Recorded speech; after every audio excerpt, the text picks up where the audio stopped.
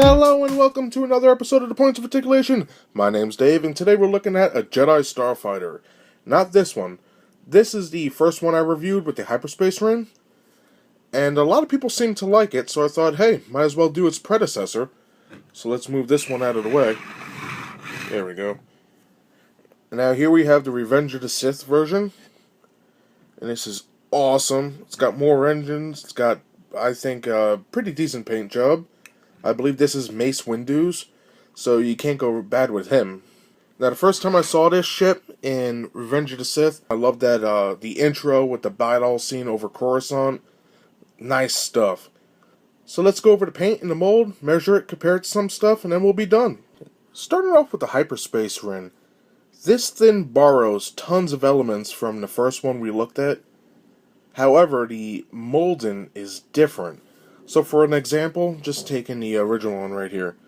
The engines look the same at first glance, but they're molded completely different. You can even see it right there. It's hard to make out with the paint. So yeah, let's get right into it right here. Start off with these engines. Nice molding for the exhaust port. All these lines right here, paneling, more paneling, there's tons of lines, it's great. For the front, we have all these lines here, the beam going across, and a hemisphere in there, so that's kind of neat.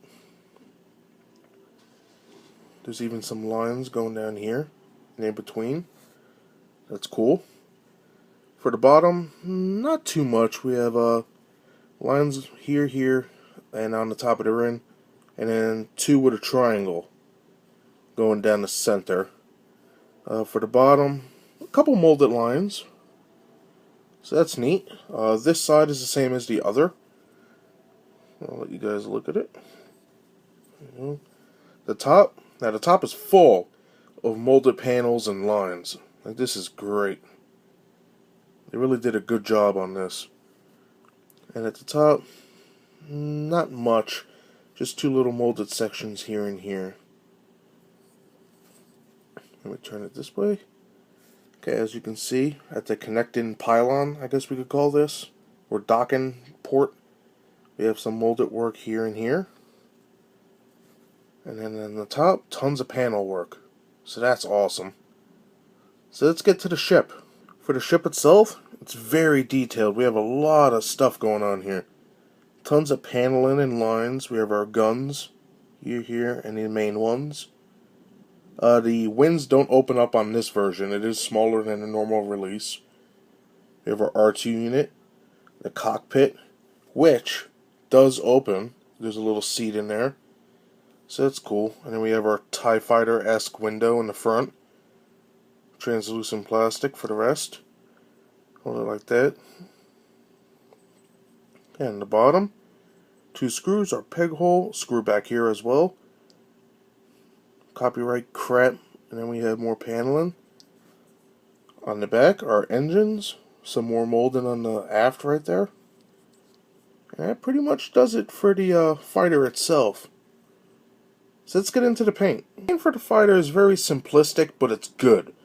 The main color is its nice metallic dark silver, and that's throughout the whole thing, even on the docking ring right here. Then besides that, we have purple, which is cool, and it's made to look weathered. You can see some of the metallic silver popping up through there, and the purple spread out with lines there and here, and in the front, a little section right there, and it does lead up to cover the cockpit, so that's a cool little section right there. Now the guns are painted a dark gray. The R2 unit is white and purple. We have our Republic symbol here. And then we have the open circle fleet symbol. And besides that, we also have weathering, like blaster scars or something. And we got 1, 2, and 3. For the bottom, it's just purple. And it's worn with the metallic silver. Cool. For the back and the engines, we have that gray, and we have dark gray for the engines themselves, and a sky blue, a light sky blue, almost a baby blue, And that's kind of cool for the engines. The interior is not painted, it's just molded plastic. So let's get to the Rin. The color scheme for the Hyperspace Ring is the same as the fighter. We have that metallic gray, which is the main color all the way around. And you can see that just continues the whole time. So that's neat. We have an added color, which is gold, which is located on the top right here. And also on the bottom. It's almost yeah, I'm going to say it's gold. Purple and gold. And speaking of purple, it goes from the bottom of the Rin here, all the way around, onto the engines themselves, up to the top, and back around through the engines. We have white. Just one beam right across right here is white. We do have some white dots on top here, on the center and the bottom engine. And that's the same for this side. And then we have some dark gray. Right here on these grates, the front of the engines.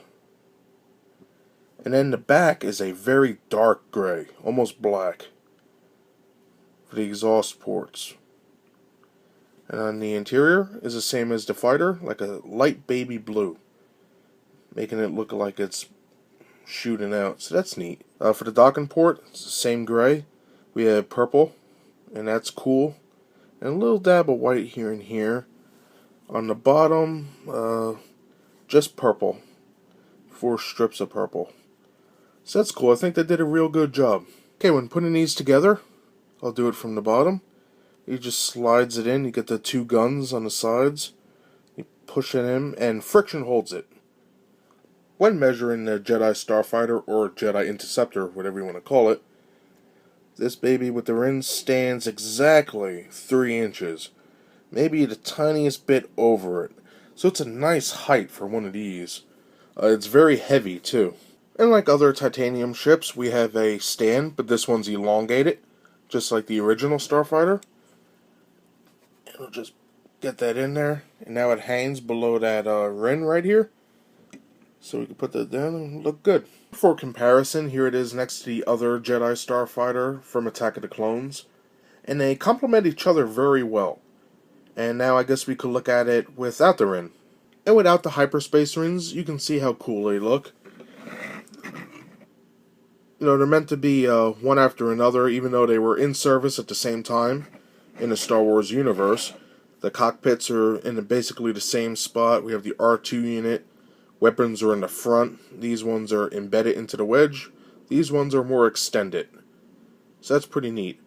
I would consider this, I know when George Lucas made this one, he wanted to introduce the wedge shape and show where that came from, which would lead to the Star Destroyers. But when looking at this one, you know, when the sides open up and then you look at it through this way, imagine 2 little wings popping up. It looks just like Darth Vader's TIE Fighter or a TIE Interceptor. And I think that's where this one was heading. Like this one was foreshadowing the capital ships, and this one was foreshadowing fighters to come. And I think that's really neat when you look at it through that way. And that does it for my review of the Star Wars Titanium Jedi Starfighter with the Hyperspace Ring, or Jedi Interceptor, whatever you would like to call it. When it comes to ships, especially with the Jedi ones, Attack of the Clones was big for me when I was in middle school or high school, I forget. But the ones that look like this were neat to me. I always liked these. But when I saw this, a couple years before I graduated high school, I think it was 2005. I forget when Revenge of the Sith came out. But that ship was awesome. It linked the past and the future together. And I thought that was a nice little nod. But it is cool. It's unique. It's nice. They do make other Starfighters that are bigger than this, and I will get to them in the future. And that does it. So thank you guys for watching, and I'll see you next time. Bye.